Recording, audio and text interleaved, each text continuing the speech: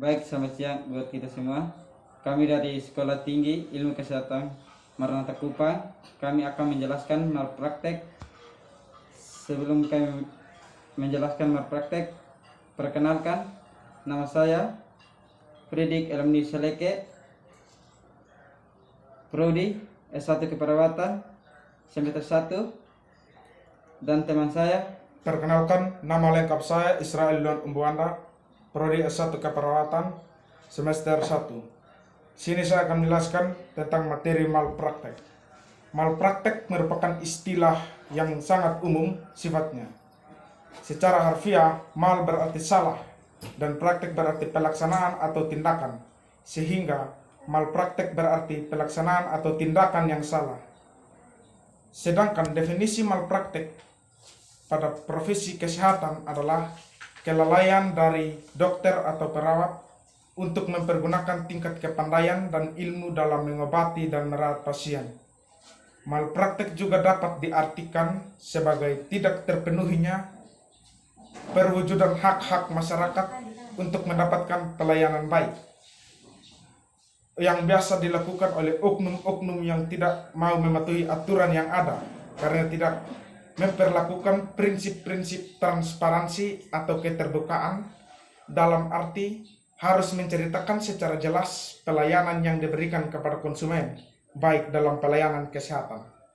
Menurut Guandi 1994, mendefinisikan malpraktek sebagai kelalaian dari seorang dokter atau perawat untuk menerapkan tingkat keterampilan atau pengetahuan dalam memberikan pelayanan pengobatan dan perawatan terhadap seorang pasien yang lazim diterapkan dalam mengobati dan merawat orang sakit.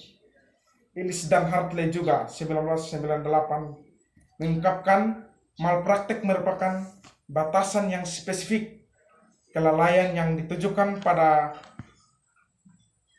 orang-orang terlatih atau berpendidikan yang menunjukkan bahwa kinerjanya di bidang tugas. Menurut Vestal 1995, malpraktek juga sangat spesifik dan terkait dengan status profesional, pemberi pelayanan, dan standar profesional.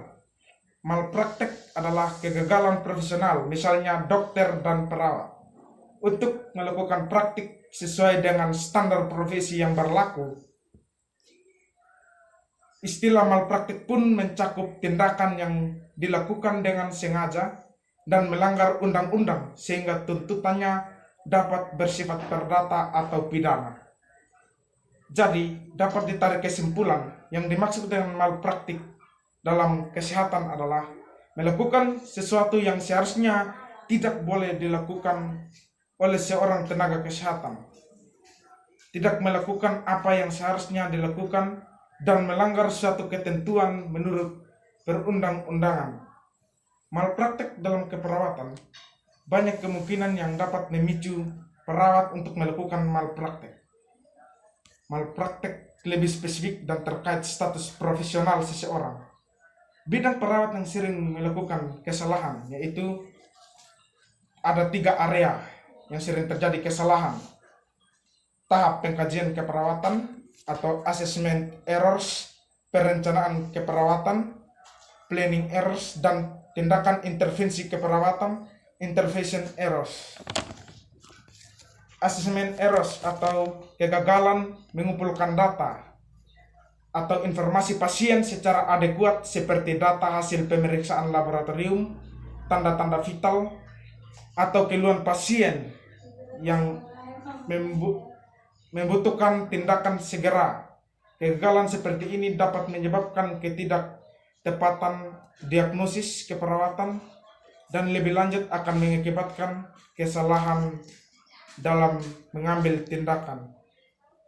Planning errors atau perencanaan keperawatan mencakup kegagalan mencatat masalah pasien dan kelalaian dalam menulis rencana keperawatan, kegagalan mengkomunikasikan secara efektif rencana keperawatan yang telah dibuat, misalnya menggunakan bahasa dalam rencana keperawatan yang tidak dipahami perawat lain, kegagalan memberikan asuhan keperawatan lanjutan yang disebabnya kurangnya informasi yang diperoleh dari rencana keperawatan.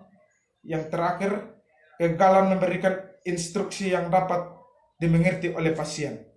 Yang ketiga, intervention errors atau tindakan intervensi keperawatan, termasuk kegagalan menginterpretasi dan melaksanakan tindakan kolaborasi, kegagalan melakukan asuhan keperawatan secara hati-hati, kegagalan mengikuti atau mencatat pesan dari dokter. Dan akibat dari kegagalan ini dapat menyebabkan hal fatal seperti salah tindakan pada pemberian obat. Oleh karena itu perlu adanya komunikasi yang baik antara anggota tim kesehatan dan keluarga pasien. Dan dari 3 masalah ini, kegagalan tadi dapat merujuk kepada malpraktik. Dan untuk malpraktik hukum atau juridical malpraktik dibagi menjadi 3 kategori, yaitu yang pertama, criminal practice atau perbuatan yang memenuhi rumusan delik pidana, yaitu perbuatan tercela melakukan aborsi tanpa indikasi medis yang akan dikenakan hukuman kecerobohan, misalnya melakukan tindakan medis tanpa persetujuan pasien. Yang kedua, civil malpraktik, seorang profesi atau perawat tidak melaksanakan kewajiban atau ingkar janji.